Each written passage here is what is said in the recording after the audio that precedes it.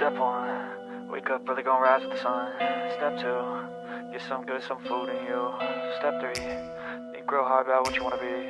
Step four, everybody just do your thing. Wake up, today's gonna be a good day. Wake up, today's gonna be a good day. Wake up, today's gonna be a good day. Wake up, today's gonna be a good day. Wake up, today's gonna be a good day. Wake up, today's gonna be a good day. Wake up, today's gonna be a good day. Wake up. Good morning, wake up. Today's going to be a good day. Welcome to Good Morning Crypto on the Piper Academy channel. I am David or Lunar Beaches Crypto. Next to me right here is Mr. BC Port Corp. Mr. BC Port Corp, good morning. How are you, sir? It's gonna be a great day. It's Friday. I'm not well rested today, but I'm feeling great. You're not well rested, bro? No, I didn't go to bed until like 10:30. So Oh, that's late for you. yeah, That's super. Yeah. That's like 1 o'clock in the morning for you. yeah, just a little bit. Someone decided to keep me up last night, so yeah, so today we've got some big market movers in my opinion. I think the week has been building up for the move that we're going to be getting today. I think we see a little bit of upside today, but I believe it'll be short-lived, but we'll just have to wait and see. Oh, most definitely. I think the biggest news is going to be that the lineman strike for the ports is ending. It is They have come ending. to a resolution. So Yeah, it's good stuff. we might see more of a pump off that news than anything else. But it might be a tomorrow thing, not tomorrow, but a next week thing. Because, data is slow sometimes to impact the market. Yeah. Unless it's a very big data point where we saw our big data points for the week, and not all of them was data. Some of them was turmoil that's going on and things like that. So it'll take some time for positive news to really counteract the negative news. Yeah, I can see it. But even with all that stuff that happened this week, I mean, well, at least Bitcoin. I haven't looked at the stock market, but Bitcoin hasn't been doing too terribly. No, which Yeah. has been pretty nice to see, especially with people's sentiment on the fear side of things, because we're back to neutral and we're sitting in that same range. So Awesome. Do you definitely want go? definitely nice to see, Yeah. especially with everything going on. Yeah. Do you want to go ahead and get into the first bit of stuff? You want to get the Yeah, people started with the overview? I can totally dive on in and get them prepped for success today. All right, let's get them prepped for success. Let's go. All right. So our stock heat map pulled up. It's looking still pretty red overall. We do have a few outliers. Things like NVIDIA. NVIDIA's up 3.37%. Apple, its biggest competitor in the electronic sector, is down almost 0.5%. We do have Berkshire Hathaway down 0.81%. We have Amazon down 1.52, where you have Walmart and Home Depot and Costco basically sitting neutral. You have P&G sitting down 1%, 1.05. You have ExxonMobil up 0.87, and this has been the one sector that's actually been doing all right with a bunch of the news that we've been getting. So I definitely looked at a oil.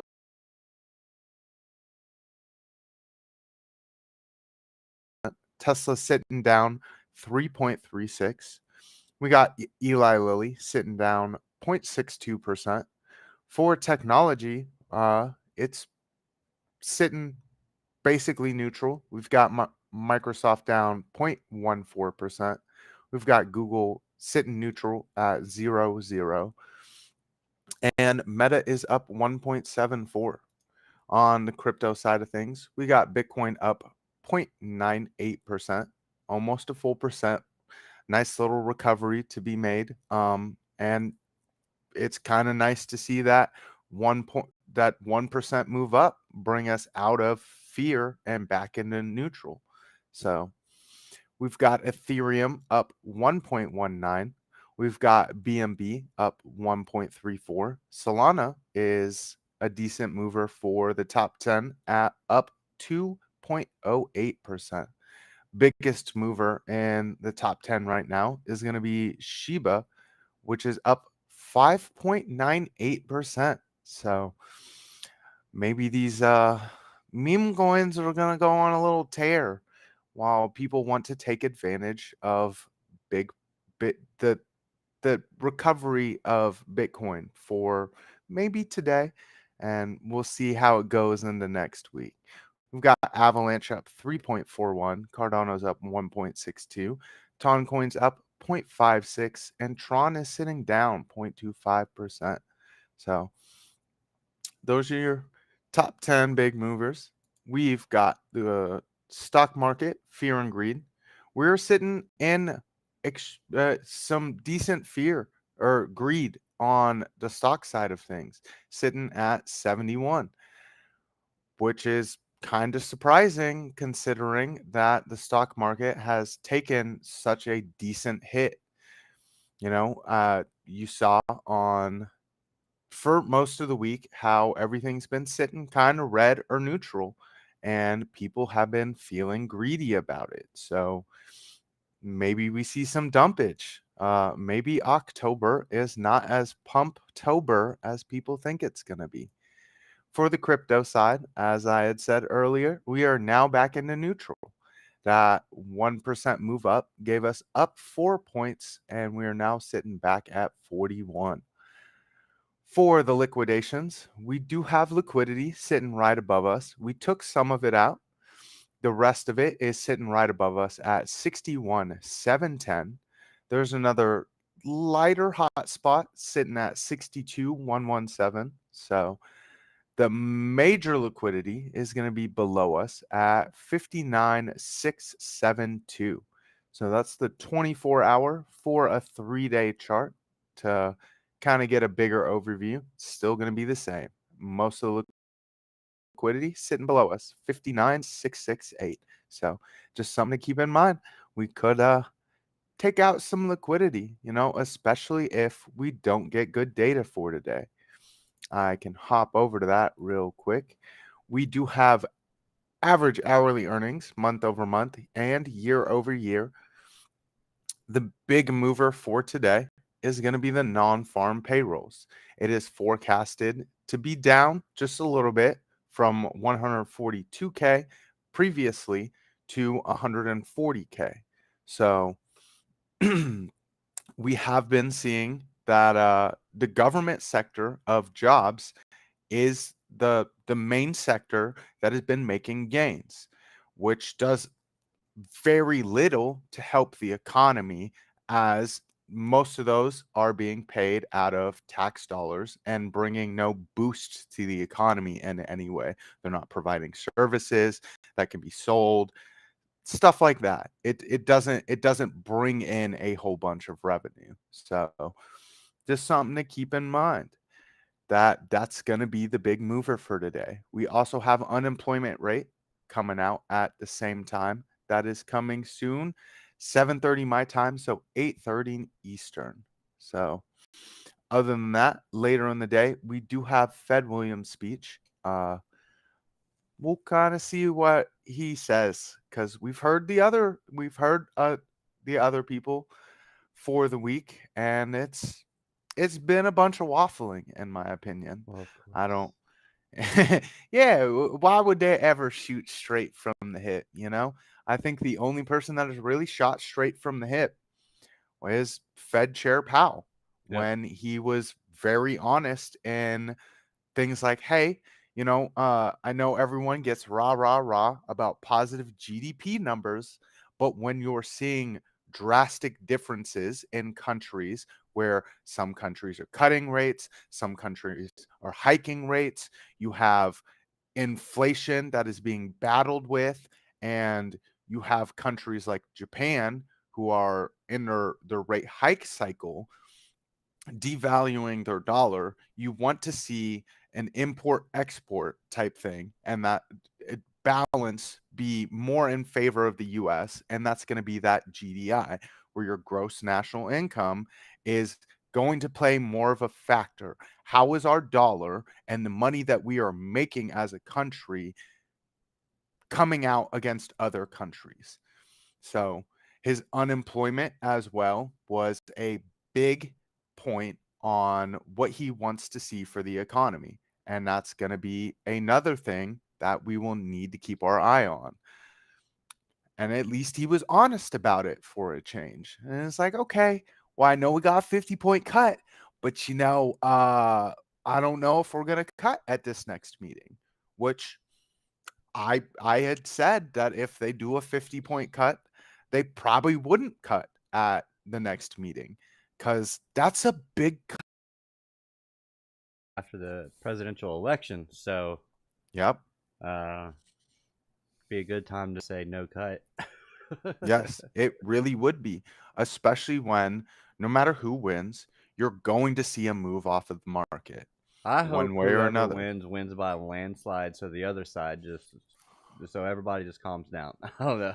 Uh, you have big hopes and prayers for this election. It's gonna be so tight, dude. Like Oh yeah. it's gonna be chaos. I just know it's gonna be Well, chaos. like there hasn't been a president in my lifetime that has won by a landslide. Mm, Nope. Obama 20 two Was thousand not eight. that was not a landslide victory though. You're talking Pretty big victory. six. It was like 6%. What is 300 electoral votes or something? Over 300 electoral votes. That's pretty big. I'm but like on percentage of voting, he won by like it was like 6%. What about Bush in 2004? Still, that wasn't still a massive. That wasn't like a landslide victory. He Mm. fought tooth and nail for that sucker. I mean, Ohio. I remember Ohio being a big swing state at the time. yep. Oh, that was Like, for Obama. Obama needed Ohio, yeah. and he got Well, it. like that's where I say in my lifetime, whereas in like you go people like on the later side of my generation, and like yes, they have seen a landslide victory, and Hmm. that would have been oh, what was his name? Uh from Reagan. California. Yeah, there we go. Reagan. Yeah, Landslide victory. yeah, that was the Or last like time we we had a haven't really big landslide. we haven't seen anything like that in a long time. And that's what allows people to be so rah rah angry. Like, oh no, my side won. We're really Like, not all that different, folks. no. Yeah. Uh, Well, and that's Um, where it's a few key issues that don't even really matter in the grand scheme of things, where it's like, are you going to be better for the economy? Are you going to be better for the people? Like, it's not like the president really gets to do a massive thing. They get like one big thing, and they're like, okay, but we're going to give this to you, but we're going to butcher it along the way and make it seem like you screwed it all up. they do that too. Both sides do that stuff. It's like, Yeah. let's, Well, we'll give it to you, but we're not going to make it look pretty. That way we can throw it in your face later. that's politics for you, you know. Let's go ahead and give a shout out to the people. Good morning to the people. Good morning, Tony Soprato, DDT, Moho, Hola, French Toasta, and ALJR, who is now a Piper Academy member. Yes, Excellent. sir. Excellent. Bunch of Excellent. bunch of green names in the chat this morning. Yes, sir. Would you like to? Did I say Alexandra G, or did that just now pop up? I'm Alexandra G. All I'm right. not seeing it in mine. I'm seeing L Jones. So Maybe that's from yesterday. I don't know. I see L Jones though. Yeah. yep. I don't know why that's popping up on there. Alexander Jones or Alexander G. Is it? Did you ever find out if this is streaming to your account or not? I haven't seen anything on my account. It says my last stream was like 50 days ago. Years So ago. yeah. So do you want to get Oh, into some news before you oh, gotta head out? speaking of Alexandra G, she just said good morning with a cup of coffee. Yeah, with a cup of coffee in the heart. Yeah, it Yep. popped up. It popped up over here. Oh, well, I guess it pops up for you sooner than it does for me. I guess so. Oh, and thanks for letting us know yesterday was Piper Academy's birthday, guys. Thanks for letting us know. We could have said something, but I guess Oh man. it could have been this sort of thing. But yesterday was the 1 year anniversary, the birthday of the Piper Academy channel. It was a fun day. I had a lot of fun in the chats yesterday, so I just want to say, give a congrats to Piper and the team and everybody that's built this thing from the ground up and has, you know, and congratulations on all the success so far. And looking forward to future success and also being part of the team. Myself and BC, I'm sure, Oh, are most definitely. very appreciative and grateful to be a part of such a special group of people.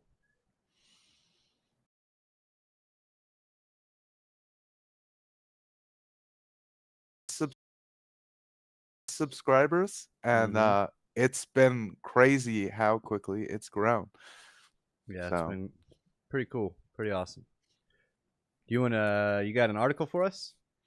I've got an article, but I kind of wanted to look at near instead of going over the article. All right, well, let's look at near. I'll throw it over to you, and you can look at near. All right. Sounds good. I've got near pulled up. It is contrary to usernames comments in our chat all the time. I do not hate near. It has been one of my biggest gainers this cycle because I got in super early when Coinbase was like, "Hey, you might want to check out this project." And I got some for free, and then I just started stacking on top of that because I liked Near's potential. It is a nice layer one depend project with very massive AI use case because it moves information around. So just something to look into if you like those uh AI moves. It is it is something that moves with AI, but when you see AI dump, you see things like near not getting as hard of a dump.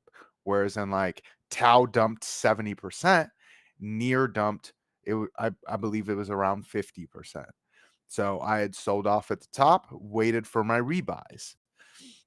So I started accumulating down back here under this fib line that was sitting at uh, the about $4 mark. So it raised my average entry a bunch, but I'm using my profits to rebuy, so I'm getting more than I would have than I originally had. So we've now pulled back down. We made a decent bounce off of this 618. That was the $5.82 point. We came down to the 50 line on your fib level, which was sitting at $4.86. Now that we've fallen below it, we do have a little bit of red on the inflows, and you are seeing still the oversold signal Hey, and BC, reversal signal. Yeah, can you scoot your chart to the left a little bit, like right there? there. Yeah, Yeah, so we can see the you are, oscillator. yeah, you are still seeing the outflows being red, and your true 7 is kind of pointing down. So looking like you might see a little more of that downside. You did see some heavy buying pressure here, but it did not manage to come down here to old levels that were very strong and would have been that level where we turned resistance into support. Let me draw that line right there so you can kind of see it. That's right here coming through there. There is a fib line on the sniper, but the Piper sniper kit as well. So would be a nice point to come down back down to and see a bounce off of that. This is a 4-hour chart. So this would be the move that I'm kind of looking for the weekend. I am looking at some possible downside. You are seeing Ethereum kind of pull back, which is depending on your alts, will kind of drag some of the alts down. This is Bitcoin season, and your Bitcoin dominance chart is looking pretty. So, just a nice little point to look at for a bounce, and that's going to be the $4.33 mark. So, kind of my eye on near for today and going into the weekend. What would you do? You want to keep going since you might have to leave in a minute? Yeah, I can hop over to that article real quick. I didn't know if I would have time for it, but it was kind of a biggie. It has a lot of potential for the US dollar and maybe seeing a little bit of strength on it. So you have the Fed's paper losses top 200 billion mark. And this would have been for the fiscal year of last year. You know, you normally don't see the data coming out until much later. And so Hey, this question. two, yeah, The first thing I thought of when I saw Fed's paper losses was, does the Fed get taxed on their unrealized gains? no, because they are the people that put the money in the system. Yeah. So they their their gains are not taxed and their losses are not taxed. They should They be. are, yeah, yeah. The people that make the money should be taxed on the money, you know? Exactly. Anything else? Why It not would be tax the it creating of the money? Why not do that? well, yeah, I mean, they might make a little less money then, which would also be good for the system. You know, less Yeah. money in the system makes your dollar stronger, gives you more buying power. So, just Hmm. just uh a thing that they don't normally do. They normally raise the levels of liquidity, because if you target 2% inflation and you're not getting 2% GDP growth, you know a way to make 2% inflation? Print more money. That's about the only way to really create inflation is by printing money. Yep. It's the way that they do it. You know, Yep. it's a hidden tax on things. It's not very So hidden. I mean, it's hidden to your average citizen who doesn't Yeah. think about that. We Yep. are not your average citizen. We look at investment. We like to invest our own money, whereas in your average citizen, if they invest, hands their money to something like Vanguard, BlackRock, State Street, um, Schwab. They'll be like, "Oh, well, I've got my bank. I put money in my savings account. I do what they tell me." Like, that's your average citizen right there. They're not as in tune with the market. So they can't make the quick moves where it's like, okay, well, we see that this and this and this happened, so it is more likely we should put our dollars here. They just Hmm. let the banks do that for them. And the banks don't always have the best interest of the people in mind. They have the best interest of their interests in mind, specifically like their interest rates. So, how high can we loan out the dollars and I how see what you little did can we there. pay you? Yeah, yeah. So what's So, going on in this article? Let's go. U.S. Federal Reserve losses crossed the 200 billion point this week, according to data released on Thursday by the central bank.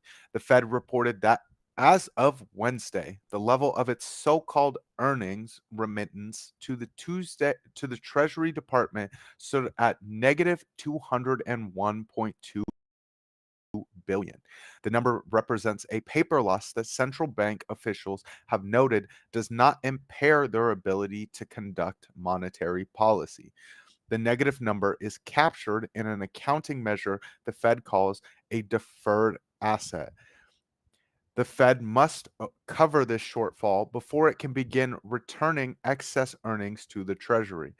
Fed losses flow from the high interest rate monetary policy path it had been pursuing to bring down inflation. The Fed pays banks and money funds to park cash at the central bank to keep short-term interest rates at the desired level.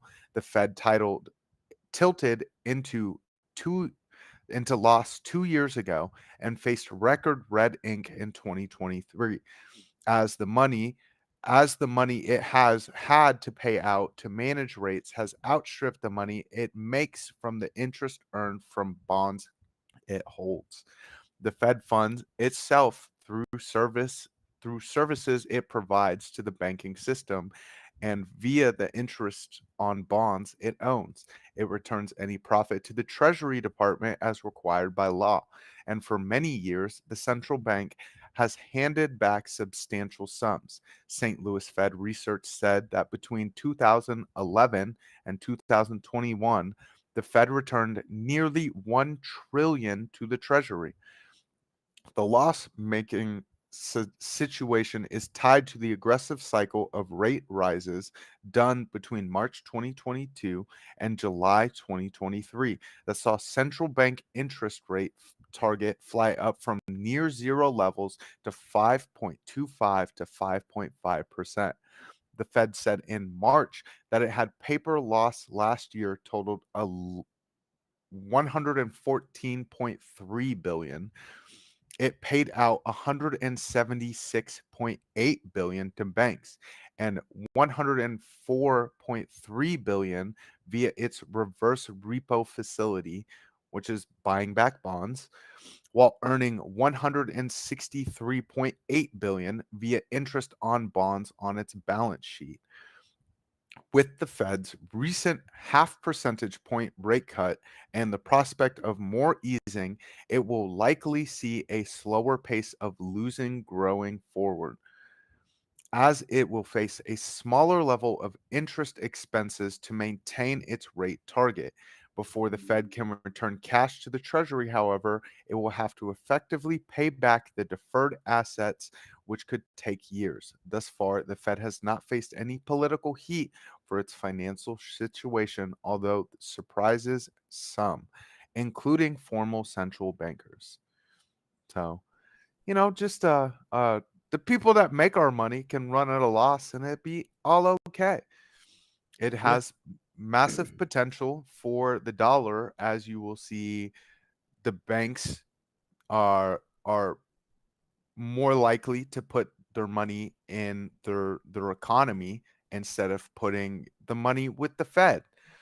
As the interest rates lower with the Fed, you will see them be able to get more competitive rates from your average citizen. And so that's kind of what you want to see. So we'll just have to keep our eye out on that. Excellent. Looks like I need to head on out for the morning. So All right. Well, sir, I hope you have a wonderful day.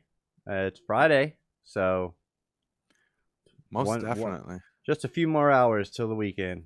You can get to Yep. chill and have a good week. What do you got? Any plans for the weekend? Just a funeral. So Oh, yeah. Yeah. sorry to hear that.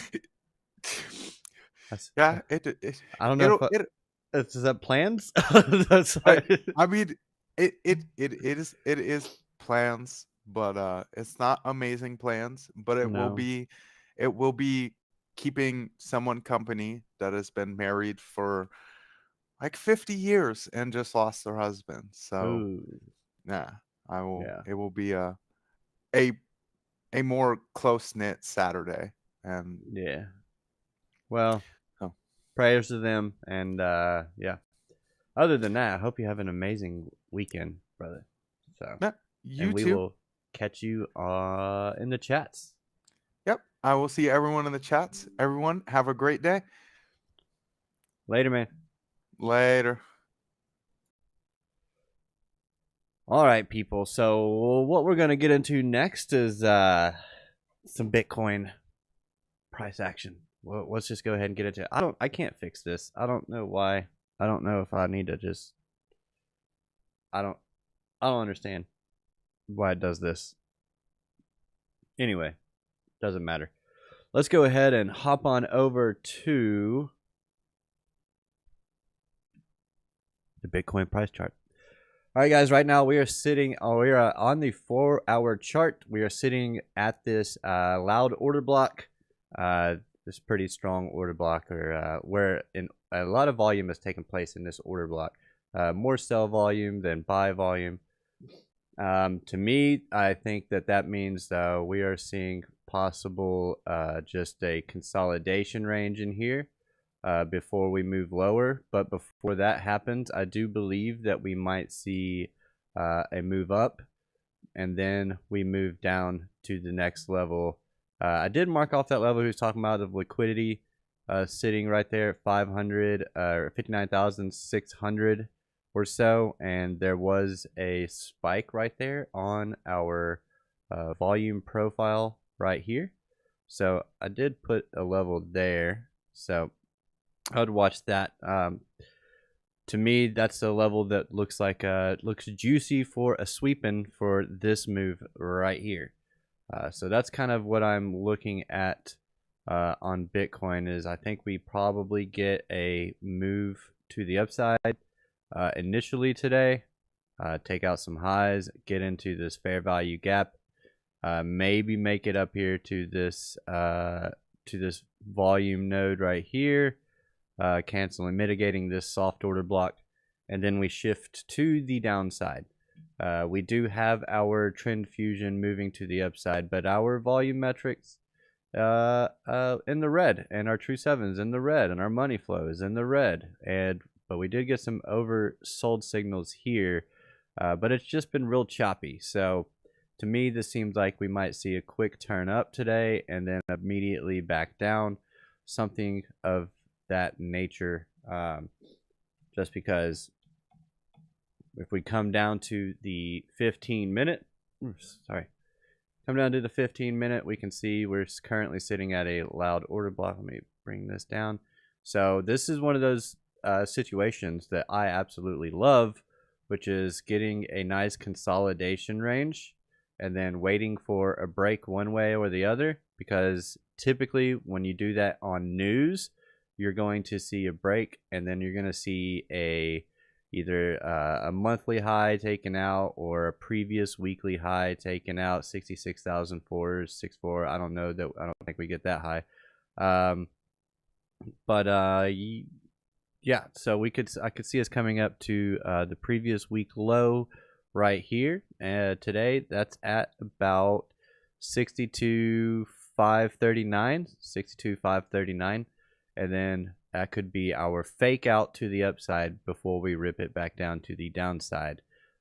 So that's what we typically see once we see some overnight consolidation like this, and then we have news in the morning. We'll see a fake out one way or the other, and then a push back to the other direction. So just kind of expect some crazy price action today off of the ADP non-farm payroll. The ADP non-farm payroll week is always a super heavy volatile week, but it hasn't been too crazy this week since we've been down here accumulating or consolidating. So I think that means we're just consolidating for the next move down. I mean, this is pretty clear to me, like a market maker sell model here, where we have, your consolidation ranges on the way up, 3 consolidation ranges on the way up, and then you get 3 consolidation ranges on the way down for the market maker sell model. So, yep. I'm still let's go ahead and turn on the forecast so we can see. So this is what I forecasted. I forecasted this move and then a push back down. Obviously, it went a little bit lower, but remember, I've been saying, and I try every chance that I can, that when I pull this up, this isn't about price or time or price. This is about market structure. I'm just looking for market structure. This is probably going to be less of a 5-wave structure that I drew it up here, and more of an ABC type of deal. So where we do something like this, and then we get that move to the upside, and then we move further to the downside, and we have a down October. So probably because everyone expected October.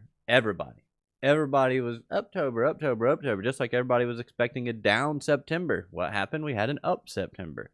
So I kind of like to go against the herd when it comes to that, but looks like we have pierced above the previous day high, but it wasn't on news, so that's key. I want to wait for news, probably get up to that previous week low, get into this fair value gap where we have some minus 1.238 billion in volume. So definitely could see us get up in this range, and this is where I think I would take a short, is right here. In all honesty, I think this is where I'm going to be taking a short. Put my stop above the high. It's a little too high for me. 3% down, but then I, would go pretty much as low as we can go. We'll see. But more than a 3-to-1, so almost a 4-to-1 trade. So that's kind of what I'm looking at today. This is my this is what I've been looking for my bearish swing trade, my short swing trade. Been looking for the move down and then the move up. It's just been sitting here consolidating for a few days, so I've been kind of just sitting on my hands waiting. So, but yeah, that's what I'm looking at on the Bitcoin. Do you guys have any requests? Someone says, "Oh, good morning, FD White." Good morning. Good morning. Thank you guys for being here as always. So yeah, this is basically what I'm looking at for today for Bitcoin. What time is it? 6:23. All right. Ethereum, probably the same thing. Move up. Previous week low. It might not even make it up there, to be honest. It might just sweep the previous day high. But if it is to get a big move, I would see it come up, same as Bitcoin, to that consolidation range, meet that the bottom of the range, and that would be resistance. Put my stop just above the high right here, and then let it run down. We adjust our stop loss once we. What I do is once we cross a swing high, that's when I move my stop loss. I'll take 50% off of the trade, and then I'll move my stop loss to break even, and then I'll let the rest ride. Sometimes even adding to the position and then just moving my stop loss up or down. Why would I add to my position? Well, if I have mostly exited a position or halfway exited a position, and we have crossed a significant swing level, then I can add to my position. It's like opening a new trade, but it's going to move your entry up or down a little bit closer to the price that you re-entered at. And then I'll put my stop loss just above that so that I at least cover my fees. But the thing is, I've already taken profit, 50% profit or 75% profit by that time. And then I'm just re-entering the position to try to catch the continuation. And when you do catch the continuation, you end up making even more gains because it's just adding to another trade, right? It's just another trade. the great thing about it is you don't lose because you already won on the 50% taken or 75% that you've already taken out. And therefore, the next trade, if you move that stop loss up above your new entry, is a risk-free trade.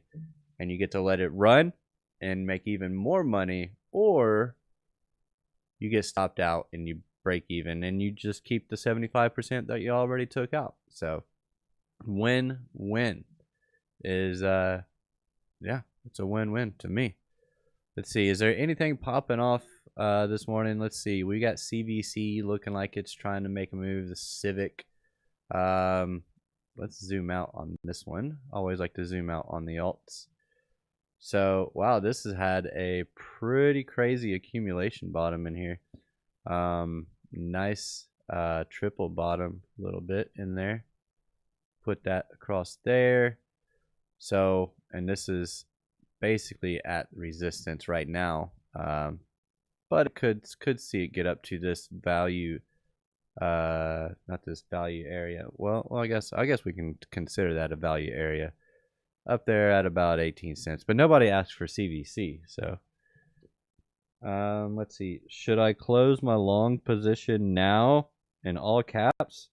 I am not here to tell you what you should or should not do. But if you pay attention to what I just said and rewind a little bit, the answer is probably not yet. So, yeah. What time is it? It's 6:27. All right, guys. There's nothing really else. XRP slammed by the lawsuit. If you know, everything has to have a narrative, right? So would not be surprised. I think everything kind of moves up a little bit on that news, and I don't know when that up move that I'm talking about for Bitcoin today. Let's go back down to the 15. Zoom out. There we go. The up move that I am talking about today could last longer than expected. It could go through the whole weekend. I mean, all of Friday could just be a move to the upside. Okay, we do have this consolidation range sitting over here, so I would expect that to be more resistance than for us to come up and clear it. But we'll see. I think maybe we just poke our heads and then we continue to the downside. But I mean, either way, I think we're seeing more downside. If you close your long now, I don't know. I wouldn't close my long now because I'm kind of expecting higher prices. I mean, I do probably maybe we get a little pullback into this fair value gap, and then this order block sitting right here at 60,657. If we come back down and pull down into that, and then we before the market opens, that would be nice. But that would be a potential bounce area right there. Outside of that, we've already swept the Asia kill zone high and the London kill zone, or yesterday's Asia kill zone and London kill zones, and today's Asia kill zone's already been swept too. So that's definitely yeah, I mean, we could already be looking for some downside, but because this is your consolidation right here, but I would consider this whole range.